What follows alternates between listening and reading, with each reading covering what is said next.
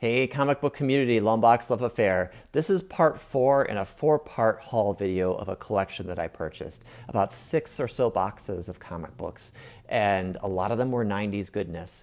And there was definitely some earlier videos that I posted showing some big dollar keys that were in the haul, as well as some #1 issues and other hot comics of interest. Today, this video is going to focus on 90s craziness. And so the 90s was a great time in comics. I started collecting comics in the 90s, around 1991, 92 specifically. And I collected Teenage Mutant Ninja Turtle Adventures. I didn't know the difference between that and the regular Teenage Mutant Ninja Turtle series from Mirage, so I got so confused about that. And I collected books like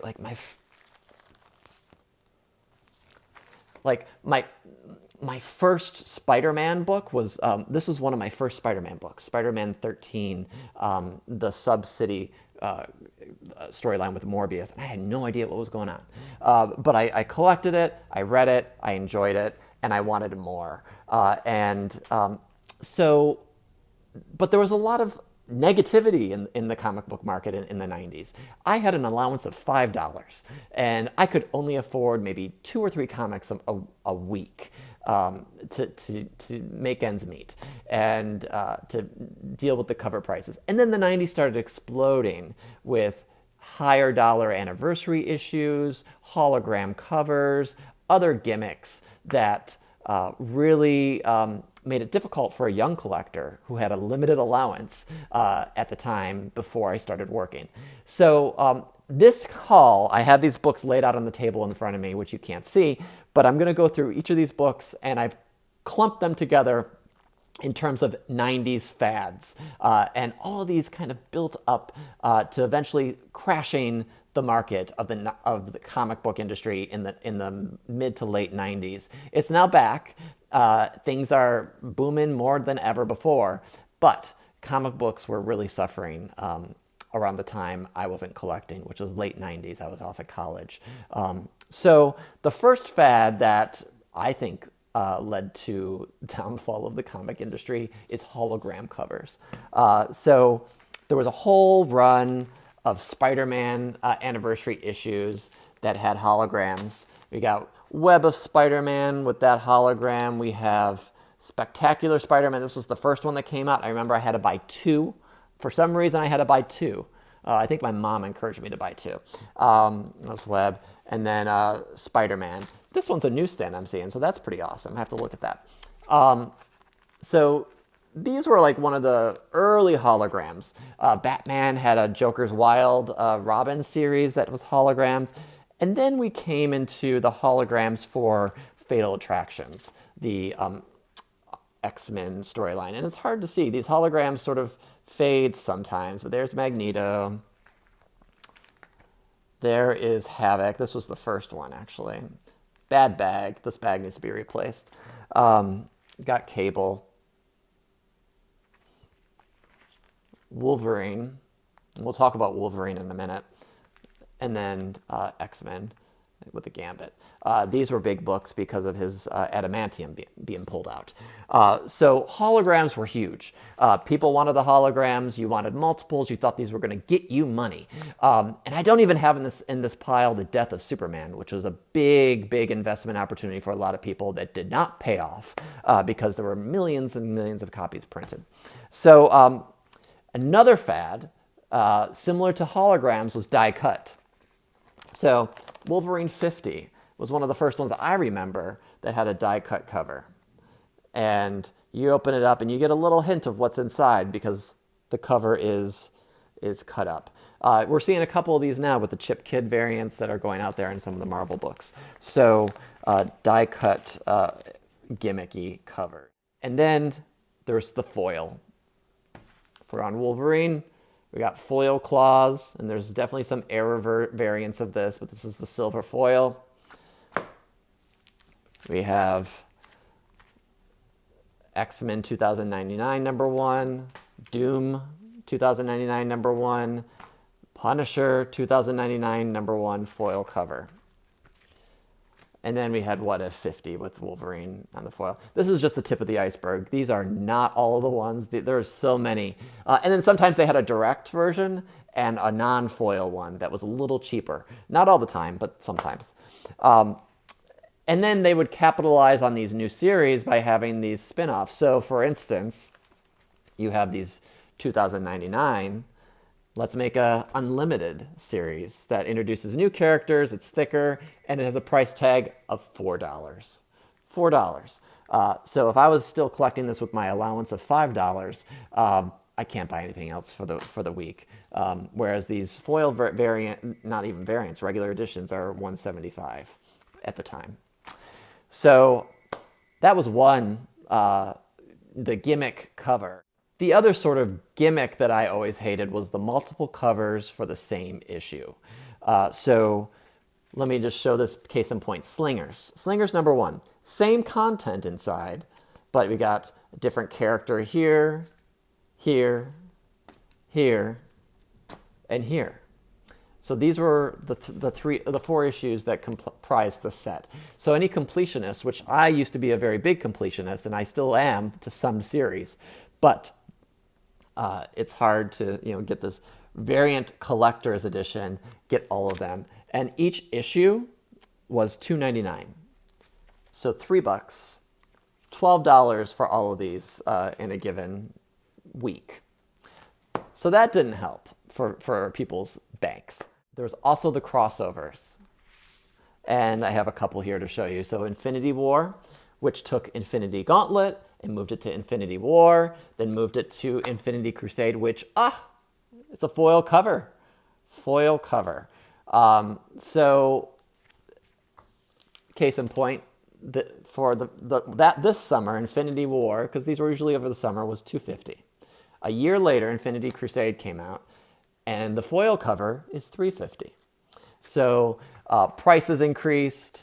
Inflation happens, obviously, and production costs and so forth. I get that, but I love this. I love this series. I ate it up. I didn't love this one as much. I actually stopped reading this one, but Infinity War was where it was at for me at that time.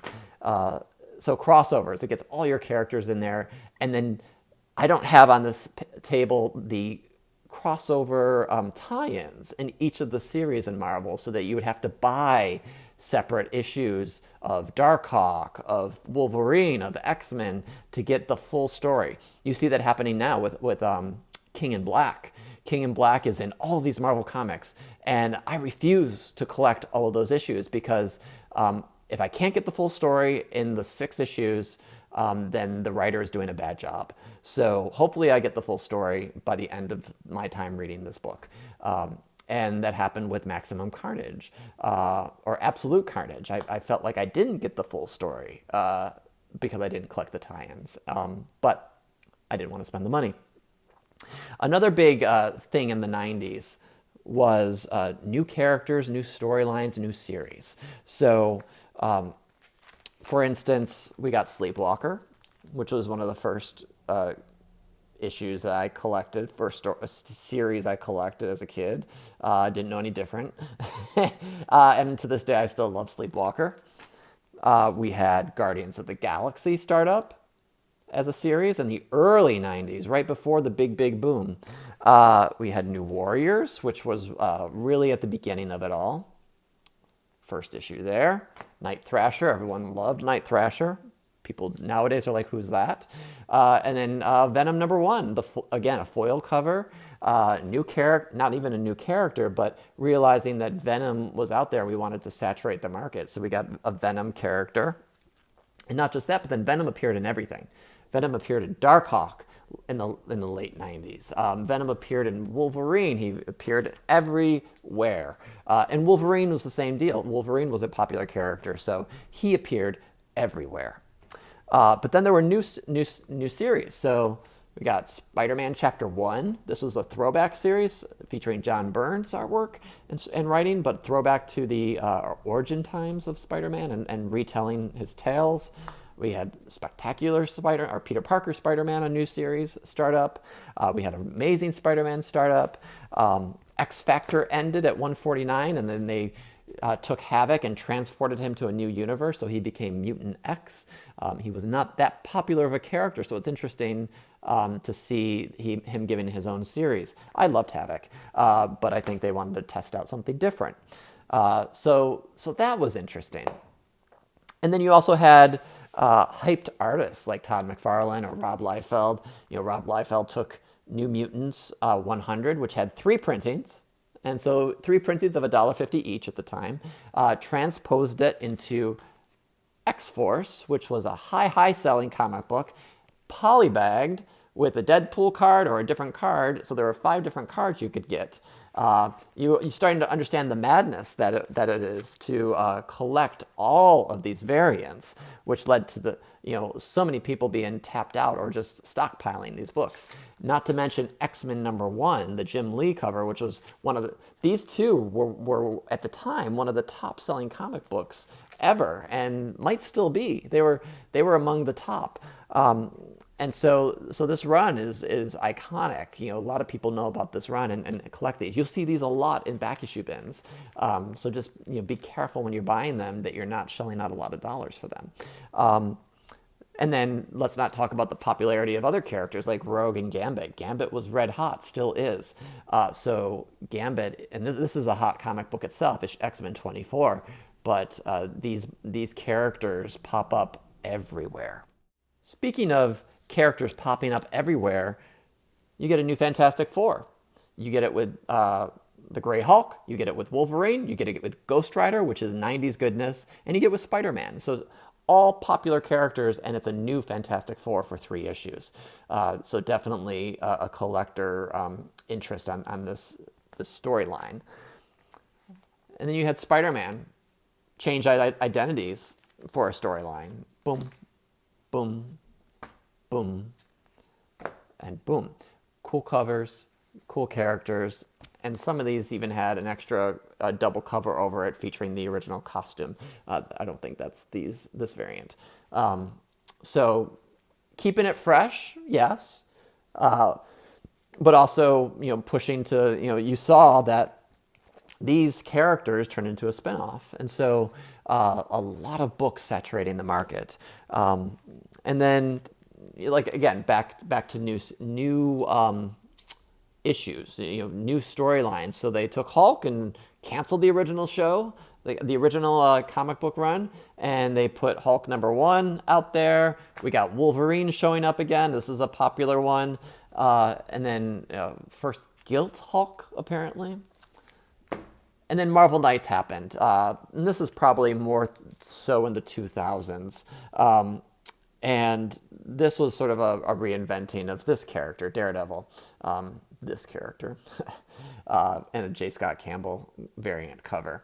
So this is just a hodgepodge video of the books that I had in this collection and showing how 90s perpetrated this collection.